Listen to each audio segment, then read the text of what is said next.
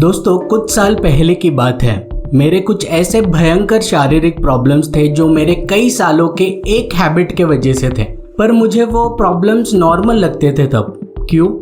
क्योंकि मेरी वो एक बुरी आदत को मैं बुरा समझता ही नहीं था। कभी उस आदत पर ध्यान ही नहीं दिया था मैंने। उसके वजह से मुझे अक्सर इनडाइजेशन फील होता था और पेट में, चेस्ट में एसिडिटी के वजह से अक्सर जलन होती थी। कभी कभी बहुत ज़्यादा तकलीफ होती थी। रात को इसके वजह से कई बार नींद ठीक से नहीं होती थी और सुबह मैं जब उठता था तो एक अलग ही हैवीनेस महसूस होता मुझे। और ये सब मुझे नॉर्मल लगता था क्योंकि हमेशा जॉब करने के एंथुजियाज्म में हेल्थ को अक्सर मैं लास्ट प्रायोरिटी देता था। जब तक मैं मिड 20s में था तब तक ये प्रॉब्लम्स को मैं इग्नोर करता गया, पर जैसे जैसे मेरी उम्र बढ़ती गई ये प्रॉब्लम्स और भी एग्रीवेट होते गए। मैं फिगर आउट ही नहीं कर पा रहा था कि मेरे बॉडी के साथ क्या प्रॉब्लम हो रही है और ये क्यों। सब कुछ तो नॉर्मल लगता था। ऑफिस से घर आने के बाद आराम से रात को लेट खाना खा करके सीधे बेड की नरमाहट में थके हुए शरीर को नींद की झोली में बस डाल देता था। वो तो जब मैं आयुर्वेदिक टॉपिक्स पर डिटेल्ड रिसर्च करने लग गया अपने चैनल पर वीडियोस बनाने के लिए, तभी मुझे इस गोल्डन रूल के बारे में पता चला आयुर्वेद के, जिस रूल को मैं फॉलो नहीं करने की गलती कर रहा था। और इस बुरी आदत को मैंने इंस्टेंटली बदल दिया। और आज हम उसी बुरी आदत के बारे में बात करेंगे क्योंकि मैं जानता हूँ कि मेरी तरह आप में से कई लोग उस बुरी आदत का शिकार हो। मेरी तरह आप भी कहते होंगे कि क्या फ़र्क पड़ता है, पर दोस्तों फ़र्क पड़ता है और बहुत बुरी तरीके से हमारी हेल्थ डैमेज होती है हर रोज़। वीडियो को आखिर तक देखिए ज़रूर क्योंकि at the end of this video you will be completely shocked. आगे बढ़ने से पहले अगर आपने हमारे चैनल को अभी तक सब्सक्राइब नहीं करा हो तो प्लीज़ चैनल को सब्सक्राइब कर दीजिए और उस बेल आइकन को दबाना ना भूलना ताकि आप हमारा कोई भी वीडियो अपडेट मिस ना करें। मैं हूँ राजेश और इंडियन ट्रेजरी ऑफ विजडम पर आपका स्वागत करता हूँ मैं। और आज हम चलेंगे सीधे स्क्रिप्चर्स के सेगमेंट में और पता लगाएंगे कि स्क्रिप्चर्स में क्या छुपा हुआ है।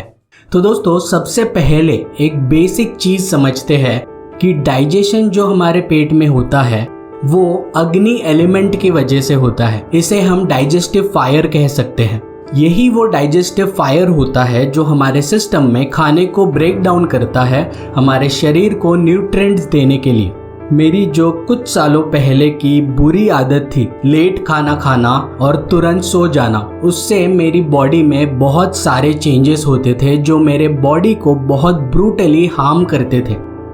दोस्तों, जब हम सो जाते हैं तो हमारे शरीर की अग्नि स्लो और स्लगिश हो जाती है, जिसके वजह से इनकम्प्लीट डाइजेशन होता है, जिसे हम आयुर्वेद में अजीर्ण कहते हैं। अब आप कहोगे कि क्या फ़र्क पड़ता है अजीर्ण से? तो बेसिकली अजीर्ण होने से दो मेजर फ़र्क पड़ता है हमारे बॉडी को।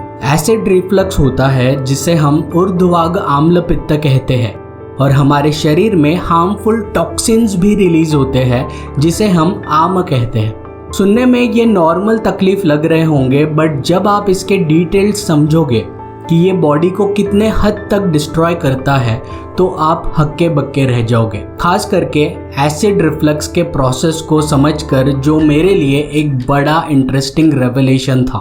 अब आप कहोगे कि एसिड रिफ्लक्स तो नॉर्मल होता है, सभी को होता है, इससे क्या फ़र्क पड़ता है? तो दोस्तों, आप शॉक हो जाओगे, लिटरली शॉक हो जाओगे जब आप एसिड रिफ्लक्स क्यों होता है, किस ढंग से होता है हमारे शरीर में, ये आप जब जानोगे। आपका पूरा डाइजेस्टिव सिस्टम, आपके मुंह से शुरुआत करके आपका throat, food pipe, stomach, small intestine, large intestine और कोलन, ये सभी मिलके एक प्रोसेस करते हैं जिसे कहते हैं पेरिस्टाल्सिस।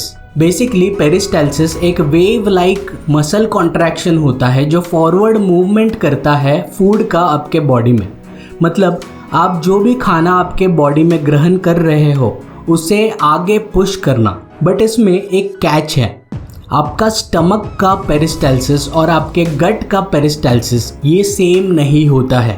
आपका गट यानी स्मॉल एंड लार्ज इंटेस्टाइन ये खाने को बहुत क्लोजली पकड़ कर रखते हैं, टाइटली, और इसीलिए खाना इसमें धीरे धीरे आगे बढ़ता है। कुछ कुछ फूड आइटम्स को तो आप मानोगे नहीं, 24 से 36 घंटे तक लग सकते हैं सिर्फ आपके गट से पूरी तरह गुजरने के लिए। पर आपके पेट का पेरिस्टाल्सिस ऐसा नहीं होता, इसमें बहुत तेज़ी से आगे मूवमेंट होता है।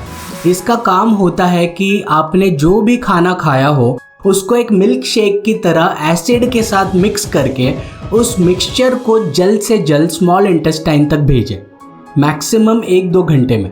और हाँ, पेट को ये टास्क करने में ग्रेविटी भी हेल्प करती है। इसीलिए खाना खाने के बाद आयुर्वेद में शतपावली करना ये उल्लेख मिलता है, यानी 100 स्टेप्स वॉकिंग करना। पर दोस्तों, जब आप खाना खाते ही बेड की गोदी में समा जाते हो तो यही ग्रेविटी आपके खिलाफ काम करती है। अब जब आप लेट जाते हो तो ये नॉर्मल अग्नि आपके पेट में डाइजेशन कर रही थी वो अब त्रियाग्नि में बदल जाती है। मतलब एक इनकम्प्लीट डिस्टॉर्टेड अग्नि जो खाने को डाइजेस्ट करने के लिए नीचे तो पुश करती है, पर साथ ही साथ खाना पेट में फर्मेंट होने लगता है, गैस फॉर्मेशन होता है, ब्लोटिंग और एसिडिटी होने लगती है। और त्रियाग्नि के वजह से स्टमक के खाने को नीचे स्मॉल इंटेस्टाइन तक पुश करने का जो टाइम होता है वो बढ़ जाता है और ड्रास्टिकली बढ़ता है। ये अब जो टाइम बढ़ जाता है, यही टाइम में हमारा पेट ज़्यादा एसिड रिलीज करता है।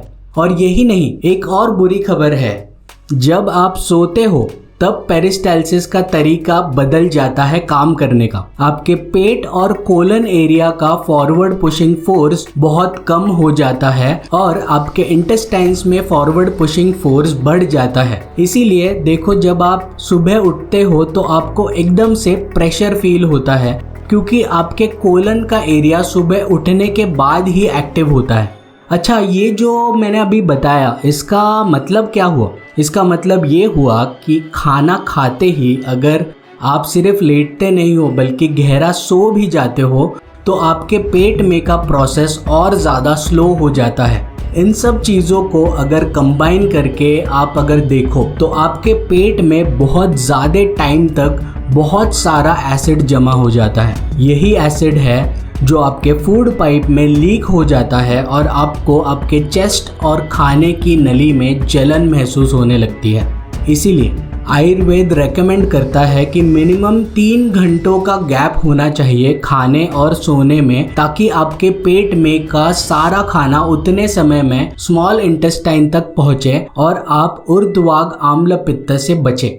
अगर अभी तक भी आपको ये इतना सीरियस नहीं लग रहा होगा तो इस दूसरे वाले हार्मफुल इफेक्ट ऑफ अजीर्ण के बारे में जब आप समझोगे, विच इज आर्म फॉर्मेशन, तो आपको एक अलग ही रियलाइजेशन होगा।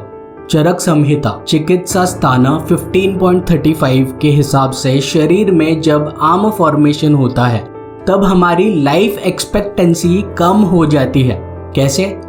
तो वो ऐसे कि जब खाना फुल्ली डाइजेस्ट नहीं होता है शरीर में, तब अनडाइजेस्टेड फूड ये आर्म यानी टॉक्सिन्स में कन्वर्ट हो जाते हैं और ये टॉक्सिन्स सर्कुलेट होते हैं बॉडी के डीपर टिश्यूज में, जिसे धातु दुष्टि कहते हैं। यानी ये टॉक्सिन्स सर्कुलेट होते हैं ब्लड, मसल्स और फैट्स में। चरक संहिता चिकित्सा स्थान 28.25 हमें ये वार्न करता है कि हमें इंश्योर करना चाहिए कि हमारा फूड अच्छे से बॉडी में डाइजेस्ट हो, ताकि बॉडी में दूषित पदार्थों की उत्पत्ति ना हो और ये इम्प्योरिटीज हमारे बॉडीली सिस्टम्स में एंटर ना करें।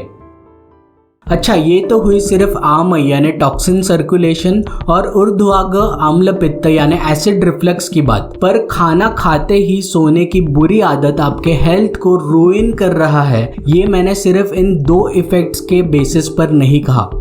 पिक्चर अभी बाकी है दोस्तों। तो रात का समय ये कफ डोमिनेटेड होता है हमारे शरीर में, जिसका मतलब है कि बॉडी के सारे प्रोसेसेस ही एक तरह से नेचुरली स्लो डाउन हो जाते हैं। खाना लेट खाने से बॉडी में इसके वजह से हैवीनेस बढ़ जाता है, लेथार्जी बढ़ जाती है और जिसके वजह से over a period of time weight gain होना शुरू हो जाता है और भयंकर रेस्पिरेटरी डिजीजेस भी हो सकते हैं।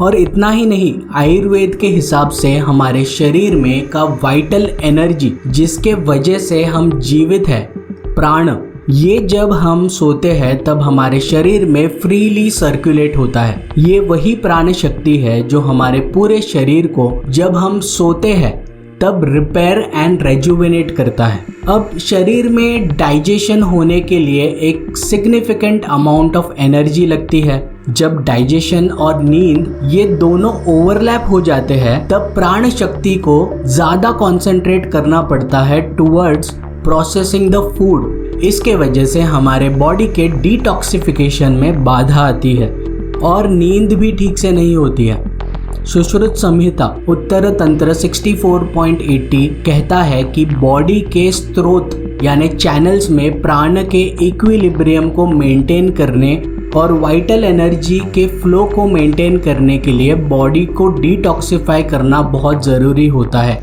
इतना ही नहीं, अभी और है, हमारे बॉडी के वेस्ट को एलिमिनेट करने का भी एक प्रोसेस होता है जो हमारे शरीर में के अपान वायु का काम होता है।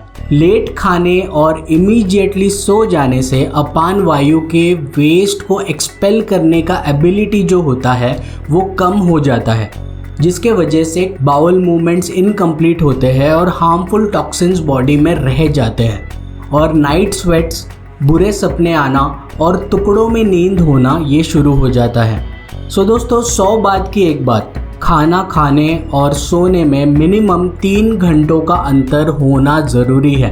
और एक चीज़ आपको ये भी ध्यान देना ज़रूरी है कि डिनर में आपने लाइट खाना खाना चाहिए, क्योंकि बॉइल्ड राइस को तकरीबन 40 मिनट लगते हैं पेट से इंटेस्टाइन में पहुंचने तक, लेकिन वही एक बॉइल्ड अंडे को 4 घंटे लग जाते हैं। सो अपना रात का खाना बहुत वाइजली सिलेक्ट करना। और हाँ, पोस्ट मील शतपावली ज़रूर करना, जिससे ग्रेविटी आपके स्टमक को हल्का करने में मदद करता है। और जो हमने हमारे प्रीवियस आयुर्वेद के वीडियो में बताया था अबाउट माइंडफुल ईटिंग, प्रेफरेबली उसको फॉलो करते हुए खाना खाना चाहिए। हमारे पूर्वज हमारे बॉडीली सिस्टम्स को बहुत अच्छे तरीके से समझते थे और इसीलिए उन्होंने ये गोल्डन रूल्स बनाए ताकि हमारा हेल्थ हमेशा सबसे ऑप्टिमम लेवल्स पर ऑपरेट करता रहे। हमें हमारे पूर्वजों के इस दिव्य ज्ञान को इस तरह अनदेखा नहीं करना चाहिए। हमारे भारत के ट्रेडिशंस को फॉलो ज़रूर करो, पर उन्हें समझकर, जानकर करो। याद रखें, आयुर्वेद ये सिर्फ एक मेडिकल साइंस नहीं है, ये एक यूनिवर्सल विजडम है नेचुरल तरीके से जीवन जीने का और अपने हेल्थ को सही रखने का।